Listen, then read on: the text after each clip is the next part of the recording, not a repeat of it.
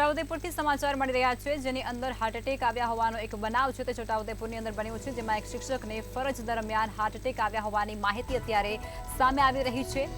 નસવાડી સરકારી કુમાર શાળામાં ફરજ પર હતા આ શિક્ષક, તે દરમિયાન તેમને હાર્ટ એટેક આવ્યો છે। રામદાસ રાઠવા તેમનું નામ છે અને રામદાસ રાઠવાને ચાલુ શાળામાં ગભરામણ થઈ હતી। રામદાસ રાઠવાને ચાલુ શાળાએ ગભરામણ થતા તેમને સારવાર માટે હોસ્પિટલે લઈ જવામાં આવ્યા હતા, ત્યારે તેઓએ તબીબને મૃત જાહેર કર્યા હતા। તબીબે તેઓને મૃત જાહેર કર્યા હતા। શિક્ષણ વિભાગના કર્મચારીઓમાં અત્યારે શોકનો માહોલ છવાઈ ચૂક્યો હોય તે પ્રકારના દ્રશ્યો પણ ત્યાં જોવા મળી રહ્યા છે। છોટાઉદેપુરથી આ જાણકારી, જેમાં એક શિક્ષકની ફરજ દરમિયાન હાર્ટ એટેક આવ્યો હતો અને તેમનું મોત નીપજ્યું છે। નસવાડી સરકારી કુમાર શાળામાં તે શિક્ષક ફરજ બજાવતા હતા, ત્યારે રામદાસ રાઠવાને ચાલુ શાળામાં ગભરામણ થઈ હતી અને ત્યારબાદ તેઓને સારવાર અર્થે નજીકની જે હોસ્પિટલ છે ત્યાં લઈ જવામાં આવ્યા હતા આરોગ્ય કેન્દ્રમાં। ત્યાં તેઓને હાજર તબીબ દ્વારા મૃત જાહેર કરવામાં આવ્યા છે। જોકે આ ઘટનાને લઈ અને શિક્ષણ વિભાગના કર્મચારીઓમાં અત્યારે શોકનો માહોલ છે તે જોવા મળી રહ્યો છે।